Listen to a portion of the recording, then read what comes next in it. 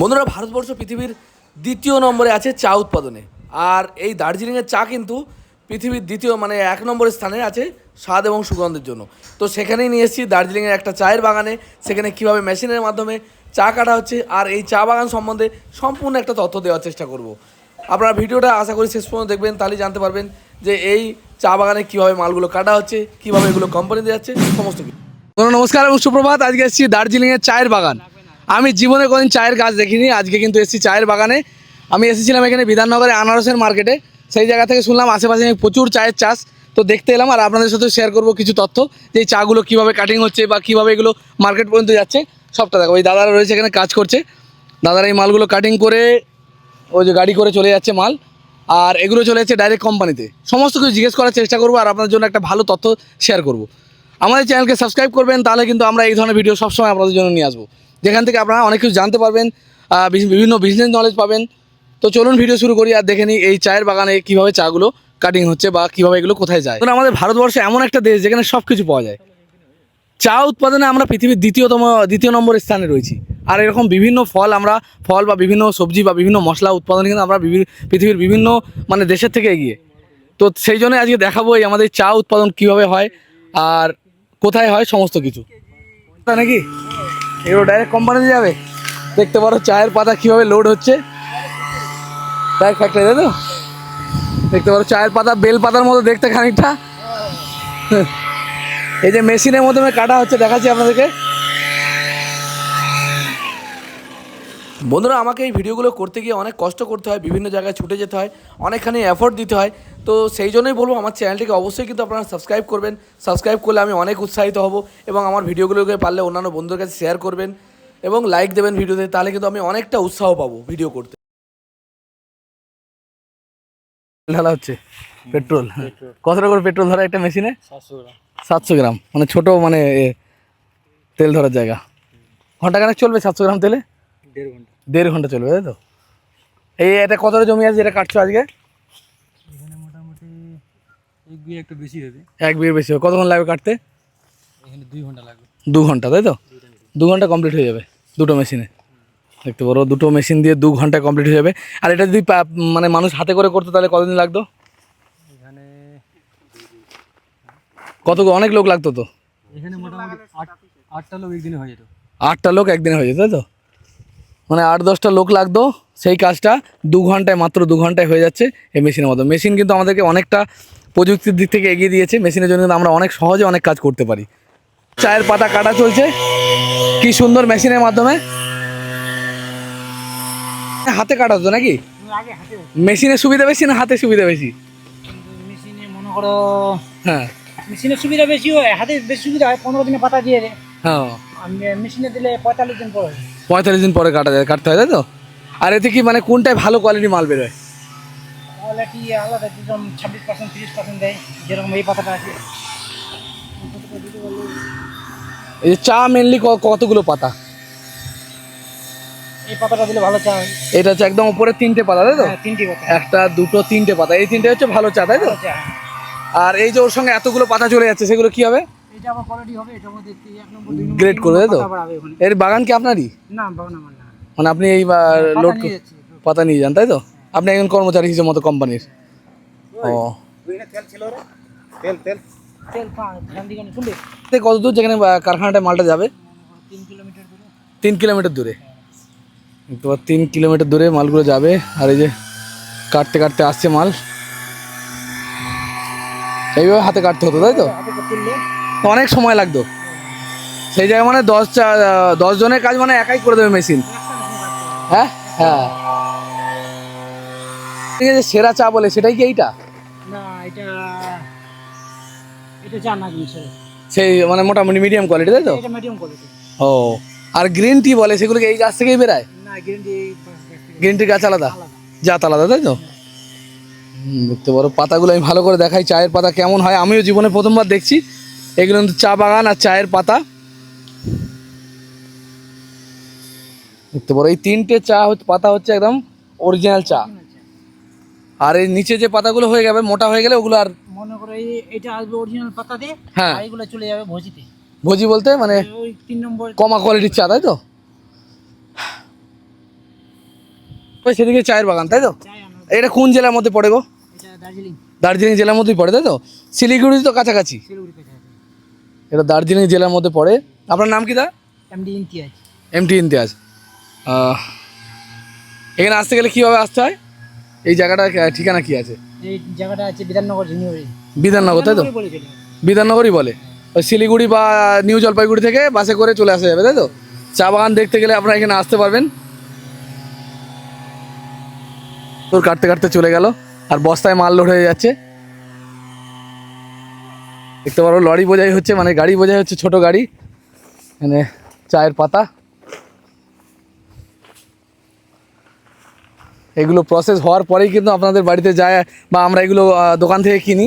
এগুলোর পেছনে কিন্তু অনেক খাটনি থাকে। এই দাদারা দিন রাত্রি পরিশ্রম করে তারপরে কিন্তু এগুলোকে মার্কেট পর্যন্ত নিয়ে যায়। ওই যে আরেক দাদা আসছে, আর এখানে মালটা কীভাবে সেটিং করে দেখি। কাপড়ের ব্যাগের মতো, আর এই ব্যাগের মধ্যে কিন্তু মালটা ঢুকে যাবে।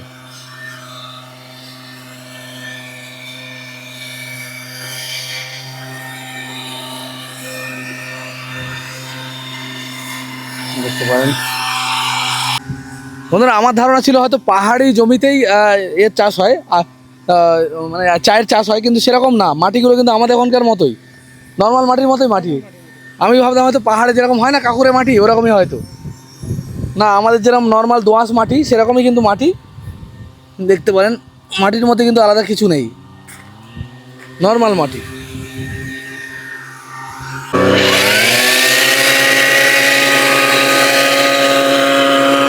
পাতা কাটিং চলছে। হাজার লেবারের কাজ মানে একা করে দেবে এইসব মেশিনে।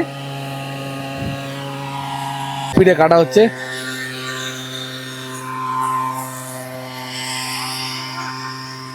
আরো চায়ের পাতাগুলো কিভাবে ঢুকে যাচ্ছে ভেতরে।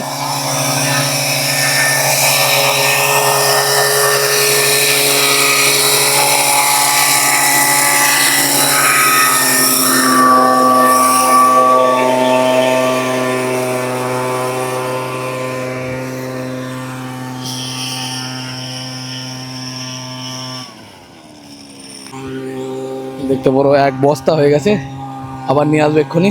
না, পুরো কেটে নিয়ে আসবে। হালকা বালি মাটি টাইপের না, দেখতে পারো হালকা বালি মাটি, নর্মাল যেরকম মাটি হয় ওরকমই মাটি। সেখানে কিন্তু চা চাষ হয়। আর সমতল, এখানে কিন্তু কোনো পাহাড় নেই, সমতলে কিন্তু চা চাষ হয়। পুরোটাই সমতল, কোথাও কিন্তু উঁচু পাহাড় বা কিছু কিন্তু নেই।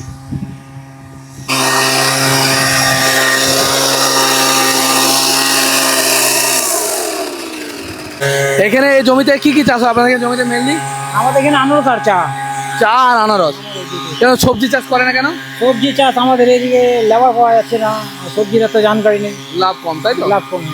আর এই চা তো অনেক দামে বিক্রি হয়, বা আনারসেরও ভালো একটা ডিমান্ড আছে মার্কেটে, সেই জন্য এই হয়, তাই তো? দেখতে পারো এদিকে তাকাবে তো চতুর্দিকে শুধু চায়ের বাগান আর আনারস। এই সাইডে প্রচুর আনারস। চায়ের সিজন বলে কিছু আছে দা? না, 3 মাস বন্ধ থাকে। ওই যে এখন কাটিং হয় গাছের। ও, গাছে যখন কাটিং, কোন মাস এটা? এটা জানুয়ারি মাস থেকে শুরু হয়, 3 মাস বন্ধ থাকে। জানুয়ারি, ফেব্রুয়ারি, মার্চ বন্ধ থাকে, তাই তো? 3 মাস বন্ধ থাকে, বাকি সারা বছর কাজ চলে। 9 মাস কাজ হয়। 9 মাস কাজ হয়। আগে তো বলতো মানে লেবারের সমস্যা, তো এখন তো লেবারের সমস্যা মেশিনের জন্য দূর হয়ে গেছে। লেবার কি শুধুমাত্র ওই কাটতেই লাগে, চা কাটতেই লাগে, আর তো সেইভাবে লাগে না? না, লাগে। গাছ রেডি হয়ে যাওয়ার পর আর কি কাজ থাকে এখানে? গাছ রেডি হওয়ার পর স্প্রে থাকে, সার দেওয়া হয়। এই একটা গাছে কত বছর ধরে ফল তোলা যায়? এটা মনে করো 50-60 বছর মানে এইভাবেই থাকবে, তাই তো? এইভাবে থাকবে। এটা কাটিং হয়। কাটিং হবে, এর পেছনে খরচা আছে, মানে খাটনি আছে। কাটিং। কিন্তু এই গাছ একভাবে 50 বছর ধরে ফল দেবে, তাই তো? একবার চায়ের বাগান তৈরি করে ফেললে মোটামুটি দীর্ঘ 50 বছর চলবে। আচ্ছা, এই চা বাগানের যে মালিক কে এসে আছে কেন? নেই। না, আমি বাড়িতে তা কি হিসেবে এগুলো বিক্রি করে দেয় মালিকের কাছে? মালে কিলো হিসাবে। ফ্যাক্টরি কি ওনাদের নিজেদেরই ফ্যাক্টরি নাকি? এই না, অন্য জন করে। ওই কিলো হিসেবে বিক্রি হয়, তাই তো? আর 30% বাদ যায় বললেন? 30% বাদ যায় বললেন এই পাতা থেকে? 30% বলে কি 3% বাদ যায়। বাদ যাবে। মনে করো এই যে কাটাটা তুললাম, হ্যাঁ, এগুলো বিট আছে, কোনো কালা কালা পাতা আছে, ওগুলো বাদ যায়, তাই তো? এগুলো বাদ যাবে। সেই হিসেবে ক পার্সেন্ট বাদ দেওয়া হয়? 3-4% বাদ দেবে। 3-4%, মানে ওজনের থেকে 3-4% বাদ দেবে, তাই তো? যদি ভিজা থাকে হ্যাঁ। তে 15%-20% এর থেকে আবার A grade, B grade quality মাল বেরোবে তো। দেখতে পারো আরেক বস্তা নিয়ে আলো। বস্তা বস্তা চা কিন্তু এখানে কাটা হচ্ছে। আমিও জীবনে প্রথমবার চায়ের গাছ দেখছি বা চা কাটা দেখছি।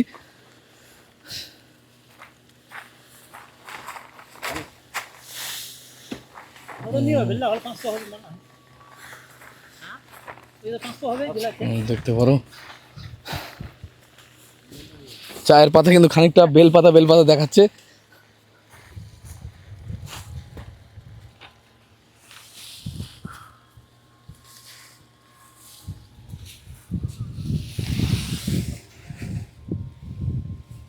এটা কাটা শেষ করে তারপরে গাড়িটা পাঠা দেবে, হ্যাঁ ওটা কম হয়ে যাবে। হ্যাঁ ওইদিকে কম হয়ে যাবে রে, এটা গাড়ি পাঠাই দিবি, একটা গাড়িতে পাঠাই দেবো। প্রচুর চায়ের পাতা, গাড়িতে গাড়ি মানে লোড হয়ে গেছে নাকি? এই মেশিনগুলো কিসে চলে গো? পেট্রোলে চলে না?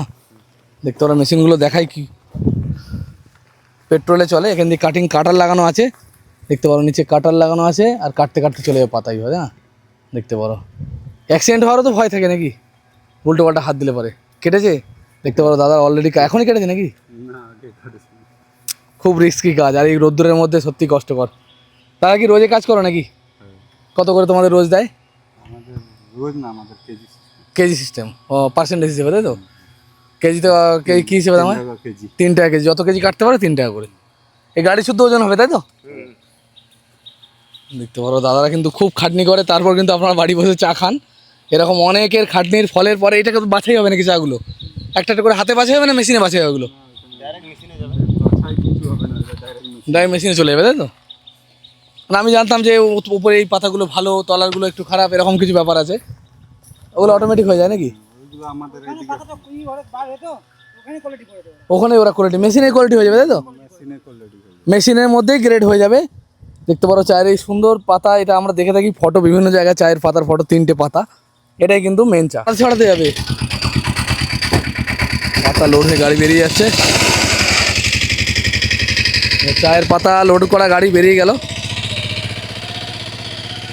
বন্ধুরা এই এলাকাটা কিন্তু দার্জিলিং জেলার মধ্যেই পড়ে, এটা হচ্ছে বিধাননগর। আমরা কিভাবে গেলাম সেটা আপনাদেরকে বলে দিচ্ছি। আমরা নিউ জলপাইগুড়ি স্টেশনে নামলাম, আমরা শিয়ালদা থেকে ট্রেন ধরেছিলাম।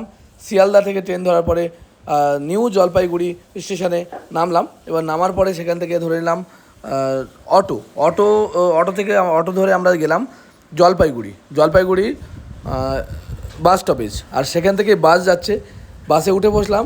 মাত্র 30 টাকা ভাড়ায় আমি পৌঁছে গেলাম বিধাননগর। সেখানে আনারসেও মার্কেট আছে, সঙ্গে সারি চতুর্দিকে চায়ের বাগান। আর এখান থেকে চা কিন্তু ডাইরেক্ট চলে যায় চা পাতাগুলো কারখানায়, আর সেখান থেকে প্রসেসিং হয়ে আপনাদের কিন্তু বাড়ি বাড়ি পৌঁছে যায়। আগে কিন্তু এই চা পাতাগুলো কেবলমাত্র মানুষের হাতে করেই কাটতো, তো এখন মেশিন আসার ফলে মেশিনের দ্বারাতেই করা হচ্ছে, সেটা আপনারা দেখতে পাচ্ছেন। মেশিনে আসার ফলে প্রচুর লোকের যেমন কর্মসংস্থান গেছে, ঠিক তেমনই এই সমস্ত চা বাগানগুলো কিন্তু লোক পাওয়া যেত না চা কাটার জন্য, বা লোকের অভাবে কিন্তু খুব সমস্যা হতো। সেই জায়গায় কিন্তু অনেকটা সুবিধা হয়েছে মেশিন আসায়, কারণ যারা যে সমস্ত জমিগুলো চা কাটার অভাবে পড়ে থাকতো সেগুলো কিন্তু আরামসে চা কাটতে পারে এবং চা ওয়েস্টেজ হয় না। সেই কারণে ভালো উপকার হয়েছে। আমার এই ভিডিওগুলো যদি ভালো লাগে লাইক কমেন্ট শেয়ার করুন।